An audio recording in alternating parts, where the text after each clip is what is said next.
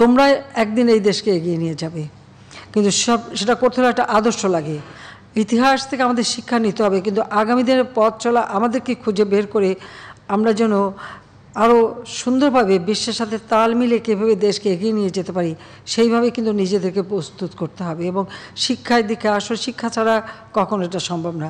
শিক্ষা ছাড়া কোনো দিন একটা জাতিকে দারিদ্র্যমুক্ত করা যায় না। শিক্ষাই হচ্ছে সবথেকে বড় অর্জন। এই জন্য আমরা আমাদের ছেলেমেয়ে, আমি আমার ছোটো বোন রেহানা, আমাদের ছেলেমেয়েদের একটা জিনিস শিখিয়েছি যে তোমাদের জন্য কোনো সম্পদ রেখে যেতে পারবো না। একটা সম্পদ তোমাদের শিক্ষা। তোমরা ভালোভাবে লেখাপড়া শিখবে, এটাই হবে সবচেয়ে বড় সম্পদ। যে সম্পদ কখনো কেউ চুরি করতে পারবে না, হাইজ্যাক করতে পারবে না, কেড়ে নিতে পারবে না। কেড়ে নিলেও কিন্তু তোমার জ্ঞানটা তো কেড়ে নিতে পারবে না, কারণ বাংলাদেশে কিন্তু কেড়ে নেওয়ার ঘটনাও ঘটেছে। যখন শিক্ষা আমাদের, যেমন বাংলা ভাষায় আমরা কথা বলতে পারবো না, বাংলা ভাষা বাংলা অক্ষরে লিখতে পারবো না, আমাদের ল্যাটিন শব্দে লিখতে হবে, এই ধরনের সিদ্ধান্ত যখন পাকিস্তানিরা আমাদের উপরে চাপিয়ে দেয়। এই ভাষা আন্দোলন তো 48 সালে, এটা আবার পাকিস্তান আমলেই, এটা 61-62 সালে কথা বলছি। তখন ল্যাটিন হরফে বাংলা লিখতে হবে। এর আগে আসলো কি আরবি হরফে বাংলা লিখতে হবে। তো বাংলাদেশের মানুষ কিন্তু সবসময় আন্দোলন করেছে, ওই ল্যাটিন শব্দে লিখতে, এবং এক শিক্ষা কমিশন রিপোর্ট দিল, তার মধ্যে আন্দোলন, ছাত্র আন্দোলন হলো। সে আন্দোলন করেই কিন্তু প্রত্যেকটা পদক্ষেপ আমাদের নিতে হয়েছে। আর সেই আন্দোলনের মধ্য দিয়েই কিন্তু মানুষের চেতনা গড়ছে যে কী করতে চায়। উর্দু তো আমাদের মাতৃভাষা না, উর্দু কিন্তু কোনো জাতির মাতৃভাষা না, সেটা যেমন চাপাতে পারলো না। এরপরে আসলে ল্যাটিন ভাষায়, মানে ল্যাটিন শব্দ দিয়ে আমাদের বাংলা লিখতে হবে। কেন? আমাদের তো নিজেদের অক্ষর আছে, নিজেদের শব্দ আছে, নিজেদের সব আছে, আমরা অন্যেরটা কেন আমরা ধার করতে যাব?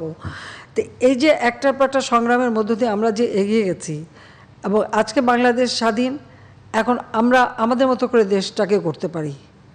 সেটাই আমি বলবো যে ইতিহাস থেকে শিক্ষা নিয়ে ভবিষ্যতের জন্য নিজেদেরকে তৈরি করতে হবে। এখন হচ্ছে যুগ হচ্ছে প্রযুক্তির যুগ, বিজ্ঞানের যুগ, জ্ঞানের যুগ।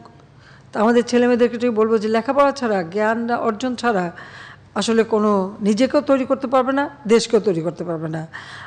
আমি 96 সালেই কম্পিউটার শিক্ষার উপরে জোর দিলাম। তখন কেউ কম্পিউটার ব্যবহার করতো না, মোবাইল ফোন কারোর হাতে ছিল না, আমাদের সব ছিল অ্যানালগ, কোনো ডিজিটাল সিস্টেমই ছিল না। তখনই আমরা ডিজিটাল করে ফেললাম সমস্ত টেলিফোন সিস্টেমটাকে, মোবাইল ফোন উন্মুক্ত করে দিলাম, সকলে হাতে হাতে যাতে পৌঁছাতে পারে সেই ব্যবস্থা করলাম।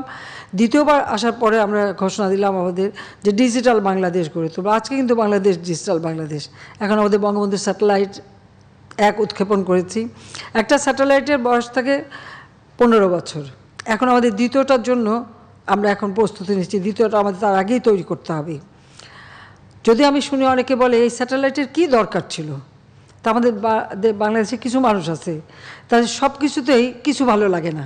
আমি বলি এটা হচ্ছে কিছু ভালো লাগে না গ্রুপ, যেটাই করবো বলি এটার কী দরকার ছিল, মেট্রো রেল এটার কী দরকার ছিল, এক্সপ্রেসওয়ে খামাখে এগুলি করে পয়সা নষ্ট।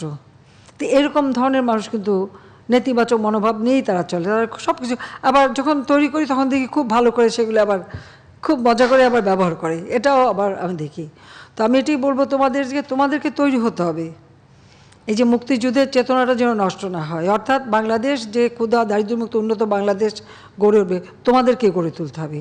আমরা কারো কাছে হাত পেতে চলবো না, নিজের মর্যাদা নিয়ে চলবো, আত্মমর্যাদা বোধ নিয়ে চলবো। এটাই আমাদের মাথায় সব সময় রাখতে হবে। কারণ একটা কথা মনে রাখবে যে ভিক্ষুক জাতির কোনো ইজ্জত থাকে না। 75-এর পর আমরা কিন্তু ভিক্ষুক জাতিতে পরিণত হয়েছিলাম। বিদেশে যেতাম, বাংলাদেশ শুনলে বলতো বাংলাদেশ তোমাদের দেশ, তো এখানে দুর্ভিক্ষ হয়, ঝড় হয়, জলোচ্ছ্বাস হয়, বন্যা হয়, খরা হয়, খুব করুণার পাত্র। এবারে আমি উঠলে দেখলাম একটা কি বাচ্চাদের জন্য চাঁদা কালেক্ট করা হতো, সেখানে বাংলাদেশের নাম আছে। আমি আসার পরে, আমি সরকারে আসার পর ওইটা যখনই দেখতাম খুব আমার আত্মমর্যাদা লাগতো, আমার যে এই জিনিসটা যেন না থাকে। আমরা আসার পরে অন্তত একটু বলতে পারি খাদ্য নিরাপত্তা নিশ্চিত, শিক্ষা থেকে শুরু করে সব রকম ব্যবস্থা যখন আমরা করেছি, এবং আমি নিজে আপত্তি জানিয়েছি যে এটা আর এখানে বাংলাদেশে থাকবে না, আমরা তো তোমাদের কাছে হাত পাতবো না, এই নামটা সরাতে হবে, এখন সরে গেছে।